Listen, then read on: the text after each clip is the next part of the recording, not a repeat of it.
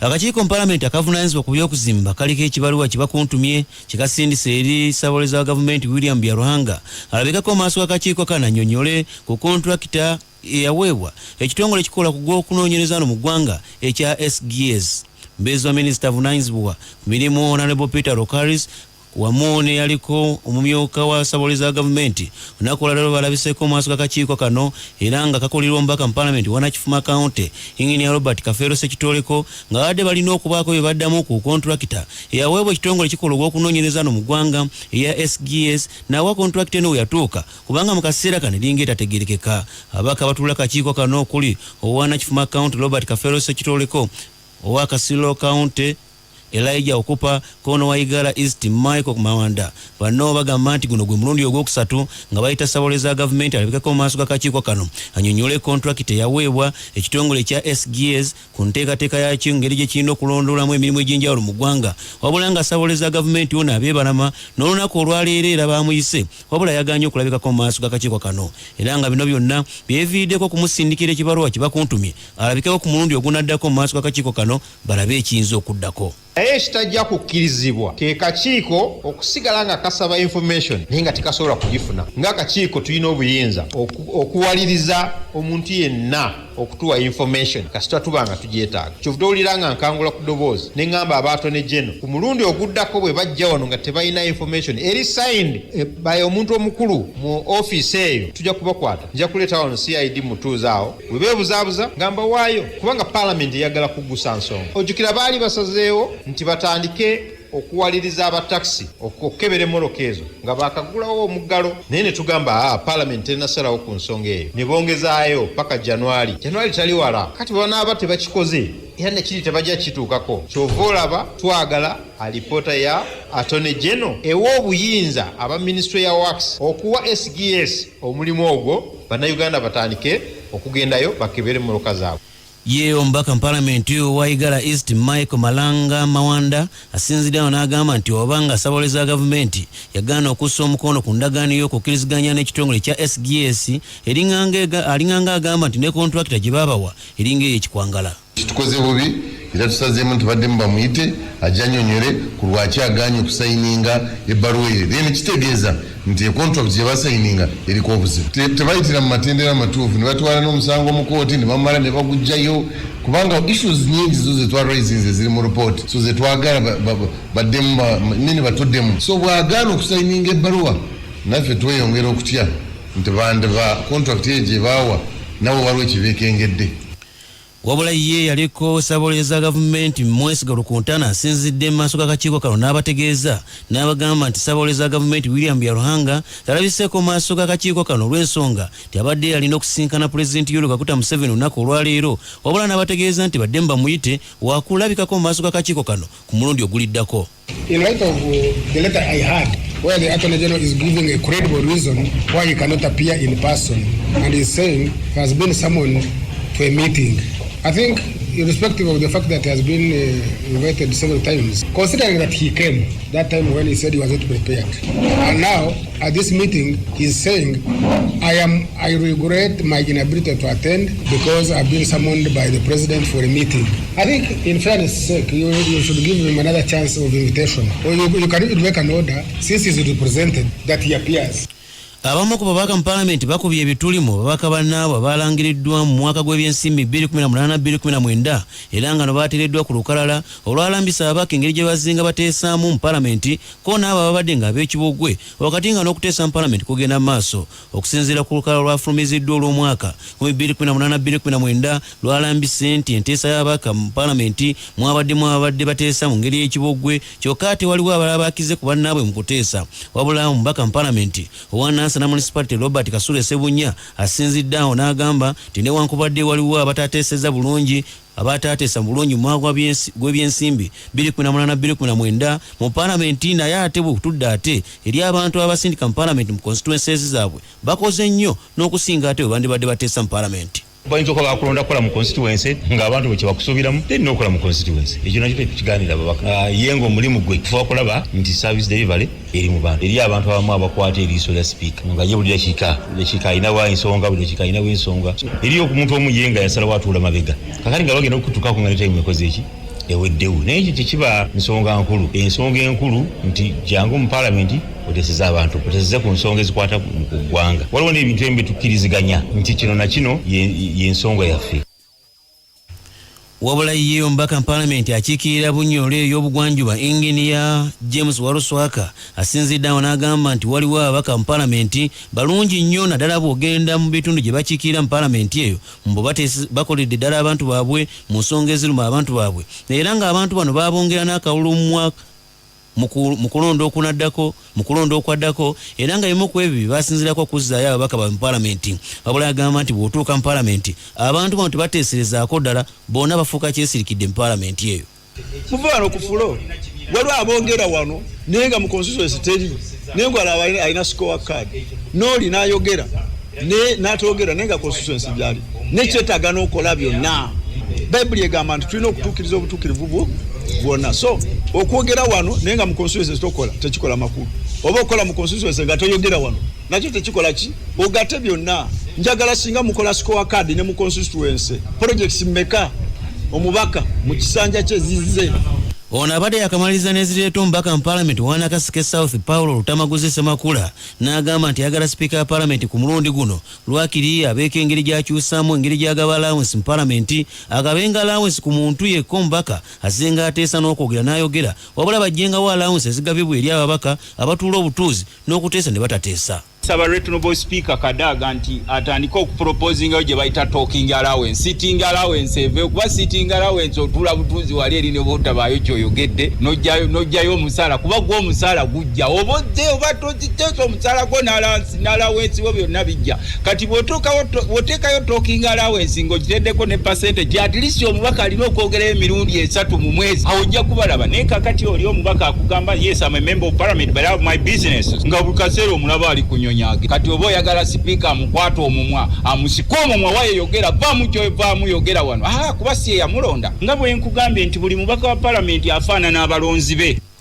N'ebyo kubirate ku mabbali bannayuganda bakubiriziddwa naddala abo balina omutima ogw'okwagala okwenyigira mu byobulimi baweereddwa amagezi naddala bateeketeeke ennimiro zaabwe bafube ennyo nga balima naddala mu biseera bino ebya COVID-19 basobole okuganyulwa mu byobulimi era n'ensimbi batandike okuzinoogera ddala. Mulanga guno okubiddwa Executive Director owa Finka Uganda Robert Kakande bw'abadde ng'ayanja enteekateeka gye balina engeri gye bayinza okuddukira bannayuganda mu ngeri gye bayinza okudda engulu mu byenfuna byabwe olw'ensonga nti bangi ku bo bataataganyiziddwa ekirwadde ekya COVID-19 era ng'olutuula luno luyindidde ku John Bahiba Road mu kibuga Kampala. Gamba nti mu kiseera kino kyonga ekitongole kya Finka kiyinza okubadduukira mu ngeri y'ensonga ey'okuweera ensimbi okuva mu kitongole kino olwo balyoka bazissa mu byobulimi olwo ate ebyobulimi byabwe ne biryoka bigenda mu maaso.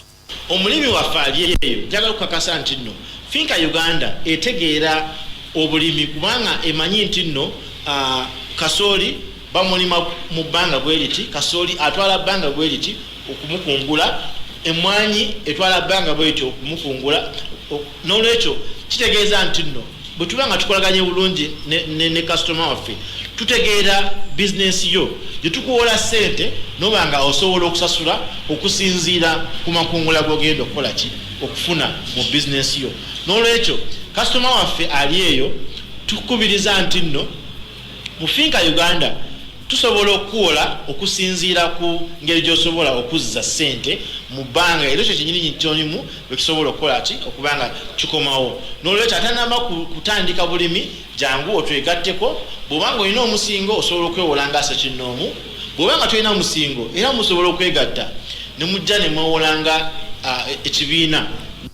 Minisita omubeezi avunaanyizibwa ku bamusigansimbi Honorable Evelyn Aniti alaze essanyu ly'amaanyi nnyo ng'asanyukirako gavumenti ya Uganda olw'enteekateeka gye batandiseewo okulanga babunyisa amasannyalaze naddala mu disitulikiti ez'enjawulo gamba nga Kore, Gulu, Arua, Kone ne Bini naddala mu bitundu by'omu Masoso. Agamba nti bino byonna bigenda kubanga bikulaakulanya ebyenfuna mu bitundu ebyo era bannansi abeeyo basobole okuba nga beeyagala. Bino byonna bijjidde mu kiseera oluvannyuma lw'okubaako endagaano gye basizzaako emikono n'ekitongole ekibunyisa amasannyalaze mu nteekateeka y'okudduukirirako n'okubunyisa amasannyalaze mu disitulikiti ez'enjawulo mu mambuka ga Uganda era nga bino byonna Evelyn Anite abyogedde mu lukuŋŋaana lwa bannamawulire olutuuziddwa mu Imperial Royal Hotel mu Kampala. the uneducated class is such a big number. And so through industrialization, we will be able to create jobs for that cluster of people, particularly the women who dropped out of school as a result of war, to be able to get employment. And in a factory, as you know,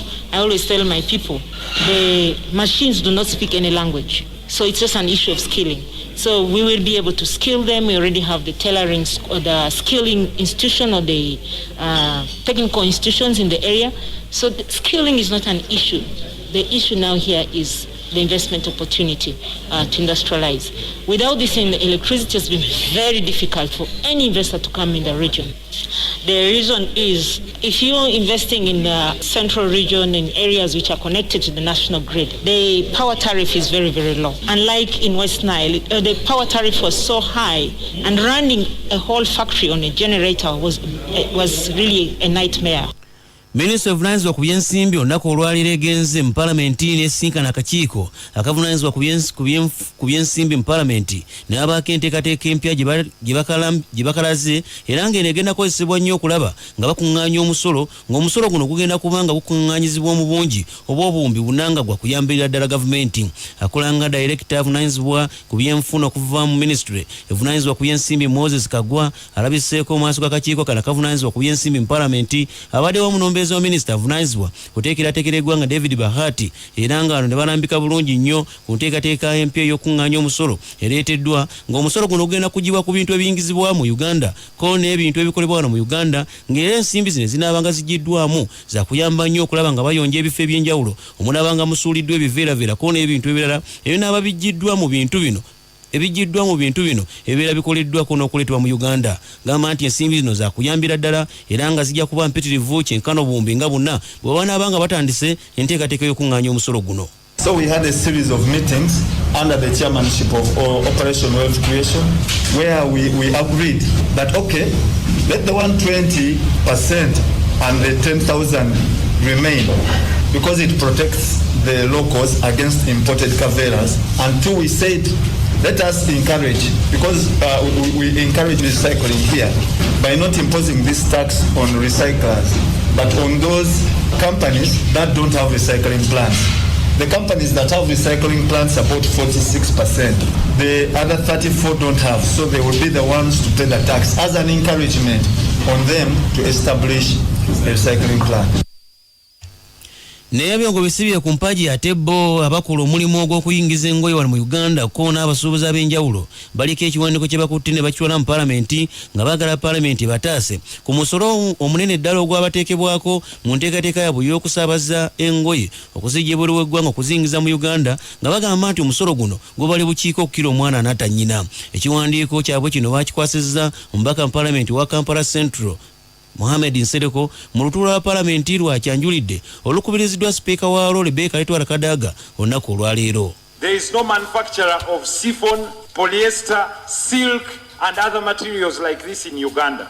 Now, this is the raw material for manufacturing the goods, the clothes, the fabric that we wear. Therefore, as a result, this parliament was duped into increasing the taxes in the name of protecting the local manufacturers of textiles. Whereas in actual sense, the local manufacturers of textile only deal in partly cotton, but not chiffon, not other types of ceramics like you realize. Therefore, Right Honorable Speaker, as a result, over 40,000 people directly dealing in these small cottages, and we can do a site visit and go downtown and you see them. These are people that were actually partially trained by this government through skilling on how to tailor and produce clothes. At the end of the day, as a result of this tax intervention, they can no longer afford the cost of the materials. Kino kireetedde omubeezi wa minisita avunaanyizibwa kuteekerateekera eggwanga David Bahati okusuubiza ng'ensonga eno baagenda ogitwala mu kabinenti bakikubaganyeeko ebirowoozo, era ne sipiika palamenti Rebecca Litwala Kadaga n'asinziira awo n'ayita minisita avunaanyizibwa ku byensimbi mu ggwanga ayongere okulambikako n'okunnyonnyola palamenti ku kiwandiiko ekisindikiddwa leero mu palamenti kino. Madam Speaker, I heard the issue by Honorable Nsereko in brief saying that we could have imposed a tax claiming to Chua One situation when actually we are protecting a group of people.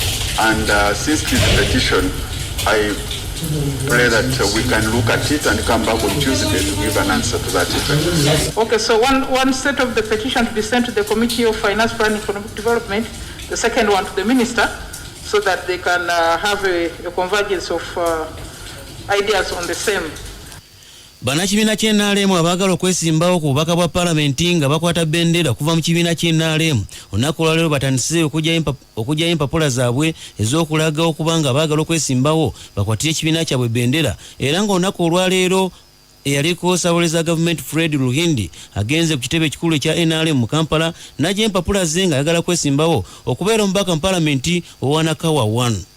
Tulina ebintu bina. Ekisooka okukyusa endowooza y'abantu. Omanye nti ekyokola kubanga kakati abantu mu Kampala abantu 6 ku 10 beekozesa emirimu gyabwe. Abantu abo balina okubeera organized. Kubateekateeka bulungi. Tetwagala kulaba abantu bali mu road reserve for instance. KCC ejja kujja ekola omulimu gwayo ebajjewo. KCC ejja kubanga ekola omulimu gwayo. Ate omukyalo oyo oba omwami oyo tosobola kumunenya kubanga genze mu road reserve. Mu balala abajjeeyo empapula zaabwe kwe kubadde ne Engineer Kafeero Ssekitoleko Robert ono ng'ajja empapula okwewandiisa okuvuganya ku kaadi y'ekibiina ky'NRM era ng'ono agenda kukiikirira ekitundu ekya Nakifuma essaza lya Nakifuma mu paalamenti ekisangibwa mu disitulikiti y'e Mukono. Olwaleero musanyufu nnyo olw'okuba nti nzize wano ku kitebe kya NRM nennona empapula ez'okwewandiisa okuddamu okuvuganya ku kifo ky'omubaka wa Parliament ow'essaza Nakifuma mu disitulikiti y'e Mukono. Abantu b'e Nakifuma ndi musanyufu nnyo olw'obuwagizi bwe mundaze naddala mu zi NRM conference ze mbadde nga ntuuza mwenna ne mukkiriziganya nti twagala Kafeero Ssekitoleko addemu abeere flag bearer wa NRM. Nzikiriza ekyo era kyovola empapula nzijjeeyo ate ndi bulindaala okuzikomyawo ng'ennaku z'omwezi 14 ku lunaku olwa nomination. Kale bannannakifuma tugende mu maaso n'okukuuma ekifo kyaffe kino. Njagala okukubiriza abantu b'e Nakifuma nga tugenda mu kulonda kuno okuli scientific, njagala mugondera amateeka ga gavumenti, ebiragiro bya Ministry ya Health ebikwata ku kwekuuma obulwadde bwa COVID-19. Kubano okubaddeko Honorable Sulaiman Madada, Director Madada Foundation naye yaje empapula okukwatira ekibiina ky'NRM bendera avuganya ku kifo ky'omubaka mu paalamenti ow'essaza ly'Ebbaale agamba nti essira agenda kulissa nnyo ku by'obulimi ko n'eby'omu mitwe. Essente ezeetaagisa okugyayo foomu obukadde 2 n'okugijjayo nzijeeyo okuvuganya ku bubaka bwa paalamenti obw'Ebbaale. Njagala okusaba abantu tubeere mu kalulu kano nga kayonjo. Ekimu ku nsonga lwaki nkomyewo njagala okulaba nti Bbaale yayitibwa Nkalamoja y'e Mukono kati erina amasomero ga primary naga secondary. Tugende ku level ya vocation eya government. Ate tuvaawo to making sure nti tukakasa nti abantu baffe batondebwawo emirimu naddala abavubuka nga tuyita mu value addition. Ebyobulimi nandyagadde twongere amaanyi mu bwegassi ate era n'okufuna ensigo ey'omulembe ng'abantu bakimanyi nti network kati ekolagana na Mulongo Research Institute twagala okunyweza ebyobulimi bino. Era wano wensabira abantu bonna nti twogere politics wa nsonga si kwogera ku bantu. Ye John Namuleme yesooddeyo okuvuganya ku kifo kya kansala ow'abakyala akiikirira eggombolola y'e Katikamu n'ew'obulenzi mu Town Council. Nze Namuleme Joan nga ndi mwana nzaalwa y'ew'obulenzi Nakadingidi zone ate era nga ndi mukyala mufumbo atuula ekigulu mu w'obulenzi. Nzize nesimbyewo ku kifo kya Women District Councillor atwala amagombolola 2 eri Katikamu sub county ne w'obulenzi Town Council. Era nti mbasuubiza nzize nga independent ku lw'okwagala buli muntu ku lw'obulumi bwe nnina n'omukwana eri ekitundu kyange mwe mmaze emyaka yange egy'obulamu bwange bwonna ng'era ekinnumiriza buweereza na mukwana eri ekitundu. Nze njagala bwegassi, njagala bukozi, njagala mukwano eri abantu bonna era nsuubiza okubagatta n'okubakolera abantu bannakatikamu ne bannawo obulenzi. Gano ge mawulire g'ebyobusuubuzi, obutale, ensimbi n'ebyenfuna. Omusigire w'Executive Director w'ekibuga Kampala, Sam Serunkuuma, akubiriza abakwasisa amateeka mu Kampala Capital City Authority beewala okwonoona ebyamaguzi eby'abatembeeyi n'abasuubuzi abalala wonna mu kibuga Kampala bwe baba mu biwendo byabwe. Serunkuuma agamba omulimu gw'abakwasisa amateeka gwa kutereeza nkola ya mirimu wonna mu kibuga Kampala si kwonoona bintu by'abantu. Omusigire w'Executive Director wa Kampala agamba nti byaliwo juzi omutembeeyi bwe yafumita babiri ku bakwasisa amateeka mu Kampala Capital City Authority byabaleetedde okubaako kye bakola batabaganye enjuyi zombiriri. Omulimu gwabwe si kwonoona bwononyi bya busuubuzi naye kukola trade order. Ate manya trade order abantu tebajagala, abantu baagala nnyo akavuyo emmanga eyo kukolera mukubo wakati. Serunkuuma agamba nti Kampala Capital City Authority emaliridde okutereeza enkola y'emirimu mu kibuga n'abasuubuzi nga bagwana okutundira awokka awakkirizibwa mu mateeka g'ekibuga. Amaduuka agamu amatutumufu mu Kampala gatandise okuggalawo olw'ekyosi ekyagwa mu nkola yaago okuva ku kirwadde COVID-19. Mark Dutoit akulira ekitongole kya lejjalejja mu kampuni y'amayumba n'ettaka Knight Frank agamba nti Uganda yali efunye omukisa ogw'amaduuka ga lejjalejja agali ku mutindo gw'ensi yonna okujja agakolere muno, kyokka agamu ku go galemeseddwa olwa kafyu kubanga ebiseera ebimu gakoleranga ate tegakyasobola kukoleramu. Kenya Competition Authority, ekitongole ky'omu Kenya, kigamba nti kampuni Tuskys kati enoonya muguzi wa bizinesi zaayo ng'olwa31 Julayi omwaka guno terunnayita. Dan Gitao, Chief Executive Officer, ayise ku mukutu ogwa Twitter n'agamba nti Mukama tajja kukkiriza Tuskys kumala gafa bwetyo bakyaginoonyeza eddagala. Elon Musk, Chief Executive Officer wa Tesla, kampuni ekola emmotoka z'amasannyalaze za buyonjo, wiiki eno we yatandikidde yabadde afuuse omugagga ti agiri namba 5 mu nsi yonna. Obugagga bwe butuuse ku dola za Amerika obuwumbi 74, kyokka nga emigabo gya Tesla yeesazeemu katono olw'atyo n'adda mu kifo eky'omunaana we ruzibidde olwaleero. Forbes magazine, ekitabo ekirondoola n'okufulumya olukalala lw'abatyagiri mu nsi yonna, lulaga nga Elon Musk agamba kyakolanga kalogoyi asobole okwekuŋŋaanyiza obugagga alyoka asindike naye abantu ku sseŋŋendo Mars. Mu bibanda by'ensimbi engwira leero, dola ya Amerika eguze siringi 13,692 n'etundibwa siringi 13,760. Pawunda ya Bungereza eguze siringi 4,589 n'etundibwa siringi 4,885. Euro ya Bulaaya eguze siringi 4,175 n'etundibwa siringi 4,309.